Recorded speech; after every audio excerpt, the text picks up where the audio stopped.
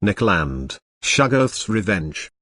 Capitalism is still accelerating, even though it has already realized novelties beyond any previous human imagining. After all, what is human imagination? It is a relatively paltry thing, merely a subproduct of the neural activity of a species of terrestrial primate. Nick Land, Critique of Transcendental Miserablism. Robin Mackay and Ray Brassier adeptly situate this swan song at the end of their book of Nick Land's essays, Fanged Noumena. If one were to take this essay as a finis, a final statement of the departed philosopher turned social critic, then it would have to be his swan song for lost hope, for all those who once believed in alternative economies, alternative societies. Instead of lost causes in Slavoj Zizek's sense, we get the dark enlightenment of Landianism, a supercapitalism of thanotropic intensive predation without end. For it is here more than anywhere that Land enters the ranks of those neo-reactionary forces he so well chronicles on his blog Outside In. In his diatribe against the old guard he opens the pit and tries to bury Marxism. The Marxist dream of dynamism without competition was merely a dream. An old monotheistic dream restated, the wolf lying down with the lamb. And, for all those who dream of hope, of a post-capitalist world free of consumerism, he reiterates his stance: post-capitalism has no real meaning except an end to the engine of change. In Land's new sim world he forecasts the future as fiction, reality turned inside out, or outside in. It's as if he had taken Baudrillard one step further. Instead of the simulacra or copies of the real taking over, we have the real swapping out sim chips from the simulacra and reverse engineering the hyperworlds as reality itself. Fiction is real, but reality with a vengeance, a self-constructed polyp that resembles not so much our world as it does a horror novel by H.P. Lovecraft. Land's blog becomes the fictionalized game theory of the new zombie aliens of the future history. He explores the zones beyond our neoliberal worlds where escape is no longer an option because the great outdoors has already imploded. We are the citizens of an alternate world, creatures of a ready-made vision of apocalypse that is more intensive than imagination could ever dream. Welcome to the real void. Landtopia. Land, of course, was commenting on Gay Punk's Mark Fisher reblog post The Damage Is Done, where he remarks in terms of the current political imaginary, there is only this world, then nothing. Or there are n number of new worlds, but each is a different rendering of capitalism, none would be an alternative to capitalism. Ben Woodard chimed in on this as well, saying, Land argues that the miserablest collapse is all change, or time, or process or flux into misery, thereby denying the possibility of change. Land nominates Schopenhauer as the king of this tendency, though to me, without adequate justification. Land, as most of us know, went through his mad Deleuzian stage, rode off into the great wilderness of the obscure, and then through some magical ricochet returned outside in toward the neo-reactionary worlds of his convoluted sanity. He seems to fall in lockstep with Mark Fisher, who states, if it is increasingly difficult to imagine alternatives to capitalism, that is because the world has already ended. In this condition of mors ontologica, the world goes on, but nothing new can ever happen. What remains is a mechanical permutation through options that have already been fixed. We seem, according to Fisher, to have already entered zombie land, a realm where even the simulacra repeat the same messages to their masters in an infinite set of mathematical nullities. As Fisher tells it, here, then, is one sense in which we are ghosts, impotently tilting at a world we can no longer affect. Ray Brassier was always fascinated by Land, and in a comment of the essays that make up Fanged Noumena he tells us in an interview, there is an extraordinary re-elaboration of negativity, a kind of non-conceptual negativity, and these texts bristle with this kind of sublimated fury, and that's what makes them really powerful. It was Land's transcendental materialism that drew Brassier in, because in Land's version it becomes a materialization of critique. As Brassier explains it, Land's key term is intensive materiality. It's a brilliant explication of the logical operation that Deleuze and Guattari carry out vis-à-vis Kantianism in Anti-Oedipus. Matter is nothing but machinic production, self-differentiation, and the fundamental binary that organizes this materialist metaphysics is that between intensive materiality, which he identifies with the body without organs, and death, this moment of absolute indifference as absolute difference. Land is quite explicit about the link to a certain version of Solinianism here. He explicitly links Deleuze and Guattari to Schelling.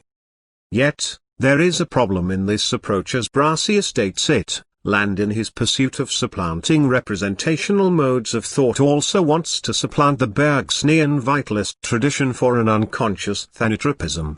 In this materialist critique, Brassier tells us, there's an issue about what kind of traction this extraordinarily sophisticated conceptual apparatus can gain upon the process of primary production, the real as intensive difference, matter in itself, whatever you want to call it.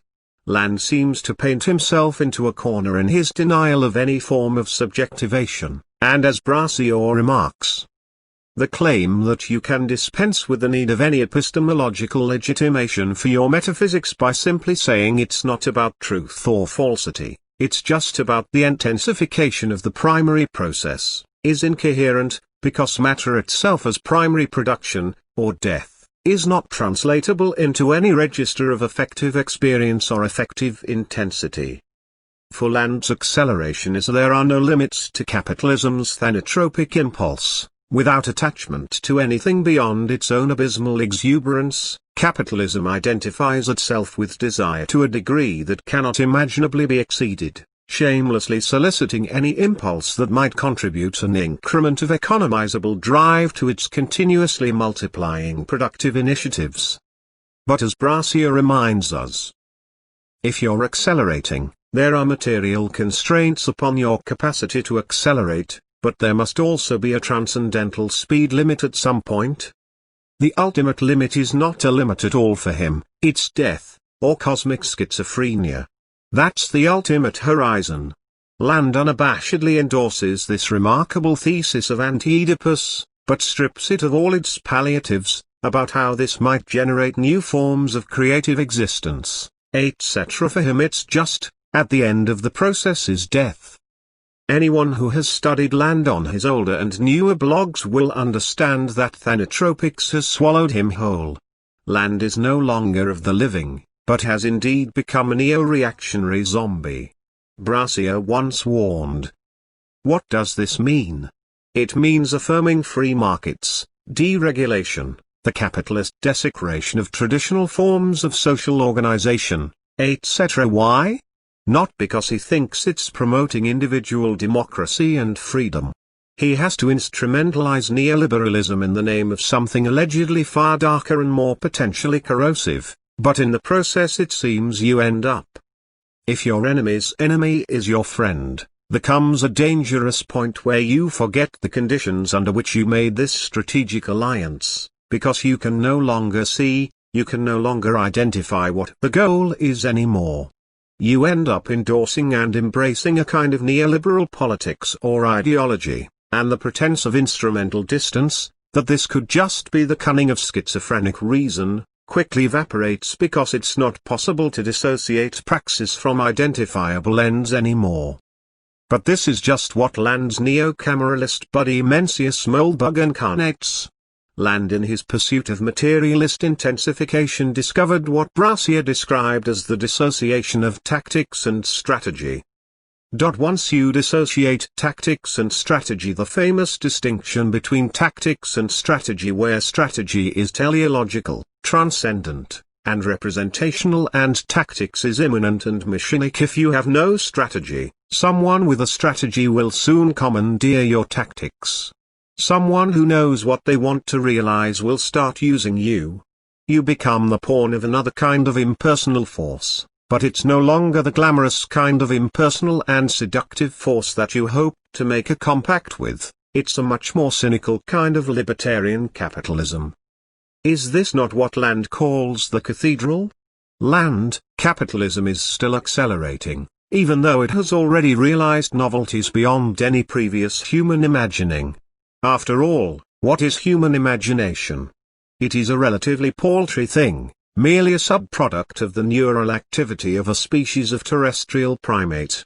Capitalism, in contrast, has no external limit. It has consumed life and biological intelligence to create a new life and a new plane of intelligence, vast beyond human anticipation. In the end, land fell victim to his own success. In a search for a non-dialectical intensified materialism, he fell from the outside in, into the machinic unconscious of his own warped desires. Life continues, and capitalism does life in a way it has never been done before. If that doesn't count as new, then the word new has been stripped down to a hollow denunciation. It needs to be reallocated to the sole thing that knows how to use it effectively, to the Shuggoth summoning regenerative anomalization of fate, to the runaway becoming of such infinite plasticity that nature warps and dissolves before it. To the thing. To capitalism. If the truth be told, land stared into the abyss so long that it stared back. Now the abyss lives out its own intensive desires in Simlandia, the fictional construct of our neo-cameral future, at least according to that clone replicator. In his most recent blog post, Land in a Satirical Jibe tells us. A blog closely models a patchwork embedded neo-cameral microstate, which is to say that its governance is dictatorial, controlled by external competition.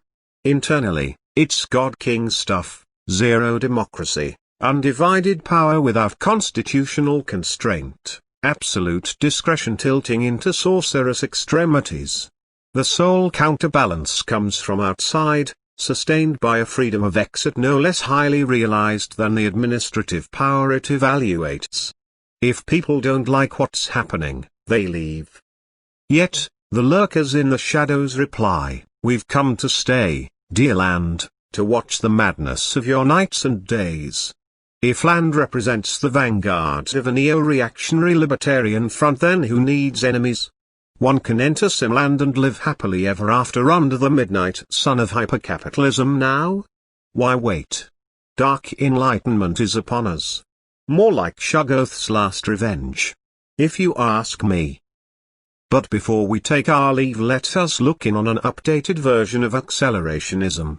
In their manifesto for an accelerationist politics, Alex Williams and Nick Srnacek have recently unleashed what Edmund, in an excellent post on Deterritorial Investigations UNET, calls a much-needed revitalization of the concept and dragging it out of the fractured quagmire that Nick Land's philosophy, intentionally, put it. I won't add anything to his excellent post since it examines and details this new manifesto. Please read it here.